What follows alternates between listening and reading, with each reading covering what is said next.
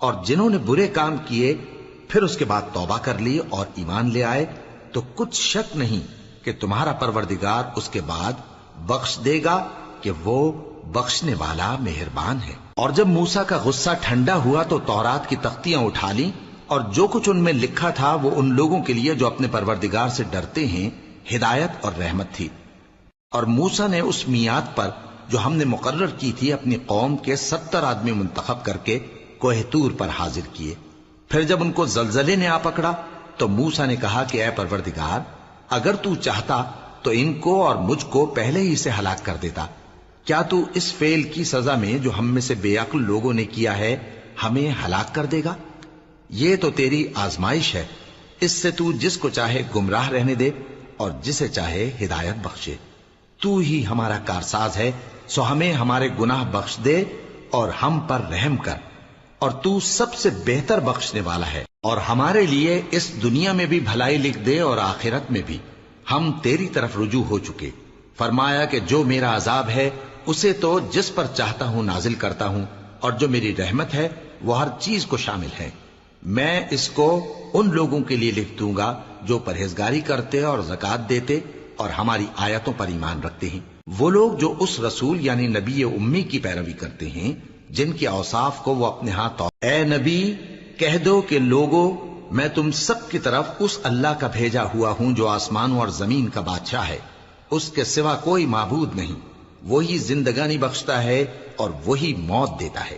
تو اللہ پر اور اس کے رسول پیغمبر امی پر جو اللہ پر اور اس کے تمام کلام پر ایمان رکھتے ہیں ایمان لاؤ، اور ان کی پیروی کرو تاکہ ہدایت پاؤ۔ اور قوم موسیٰ میں کچھ لوگ ایسے بھی ہیں جو حق کا رستہ بتاتے ہیں اور اسی کے مطابق انصاف کرتے ہیں۔ اور ہم نے ان کو یعنی بنی اسرائیل کو الگ الگ کر کے 12 قبیلے اور بڑی بڑی جماعتیں بنا دیا۔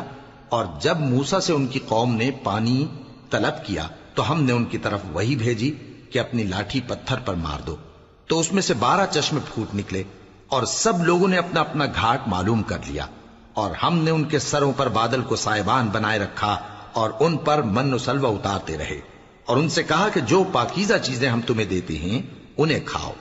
اور ان لوگوں نے ہمارا کچھ نقصان نہیں کیا بلکہ جو نقصان کیا اپنا ہی کیا۔ اور یاد کرو جب ان سے کہا گیا کہ اس شہر میں سکونت اختیار کر لو اور اس میں جہاں سے جی چاہے کھانا پینا، اور ہاں شہر میں جانا تو حطۃ کہنا، اور دروازے میں داخل ہونا تو سجدہ کرتے ہوئے، تو ہم تمہارے گناہ معاف کر دیں گے اور نیکی کرنے والوں کو اور زیادہ دیں گے۔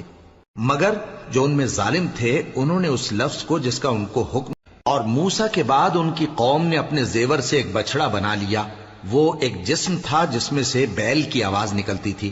ان لوگوں نے یہ نہ دیکھا کہ وہ نہ ان سے بات کر سکتا ہے اور نہ ان کو رستہ دکھا سکتا ہے، اس کو انہوں نے معبود بنا لیا اور اپنے حق میں ظلم کیا۔ اور جب وہ نادم ہوئے اور دیکھا کہ گمراہ ہو گئے ہیں تو کہنے لگے کہ اگر ہمارا پروردگار ہم پر رحم نہیں کرے گا اور ہم کو معاف نہیں فرمائے گا تو ہم برباد ہو جائیں گے۔ اور جب موسیٰ اپنی قوم میں نہایت غصے اور افسوس کی حالت میں واپس آئے تو کہنے لگے کہ تم نے میرے بعد بہت ہی برا کام کیا، کیا تم نے اپنے پروردگار کا حکم جلد چاہا؟ یہ کہا اور شدت غضب سے تورات کی تختیاں ڈال دی اور اپنے بھائی کا سر پکڑ کر اپنی طرف کھینچنے لگے۔ انہوں نے کہا کہ بھائی جان، لوگ تو مجھے کمزور سمجھتے تھے اور قریب تھا کہ قتل کر دیں، تو ایسا کام نہ کیجیے کہ دشمن مجھ پر ہنسیں اور مجھے ظالم لوگوں میں شامل نہ سمجھیے۔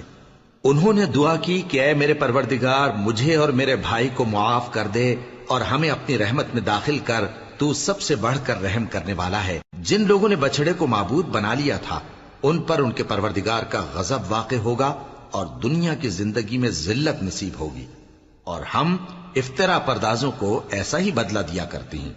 اور موسیٰ